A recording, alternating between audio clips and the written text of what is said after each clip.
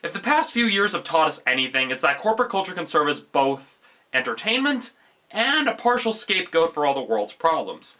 While there are many television series that explore the wheelings and dealings of corporations of the past, can a modern-day action thriller about corporate espionage be palatable to today's audiences? Well, let's find out as we begin this episode of Romney's Reviews.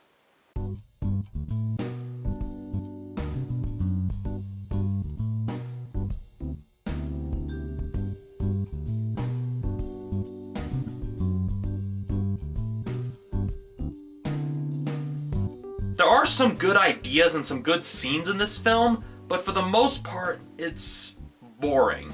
I mean, it gets off to a really slow start and is bogged down by some unnecessary subplots throughout the entire runtime. Now, one of the major issues can probably be attributed to the fact that this film is based on a novel. What I mean by this is that there's information like characters and scenes and stuff that you feel like you're not getting the full story, you're not getting all the information, so you can tell that they were probably more important in the novel, but just couldn't quite make it to the silver screen.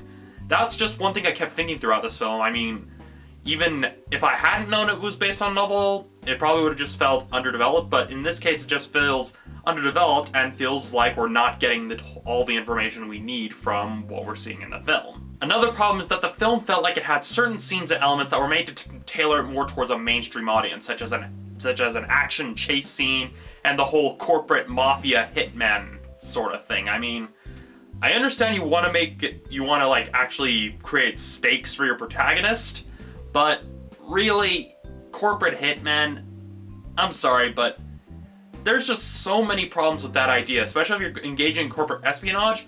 Having someone who's basically a corporate hitman and actually like killing people, that's kind of counterintuitive because that could be very easily traced back to you. On top of that, even the title of the film doesn't make a whole lot of sense, as the idea of paranoia and kind of being wary of everything.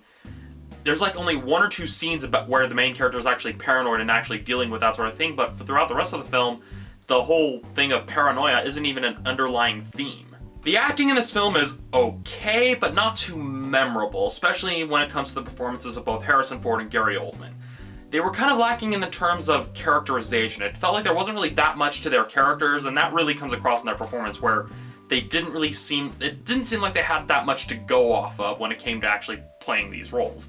The same could even be said about Liam Hemsworth's characterization, because although the character is developed, his motivations aren't entirely clear, especially at the beginning where they try to tie the whole, corporations just stole our futures and everything.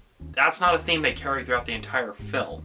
And so, although Liam Hemsworth's character gets development, the motivations and everything are muddled at best.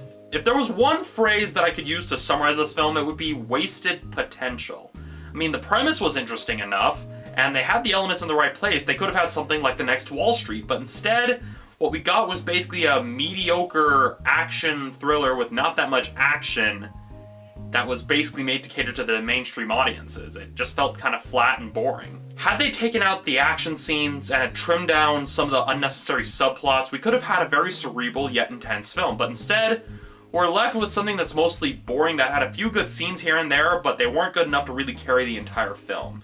It's, well, boring. That said, I give Paranoia a 3 out of 5. So that's it for this episode of Romney's Reviews. Tune in tomorrow for my review of The Spectacular Now.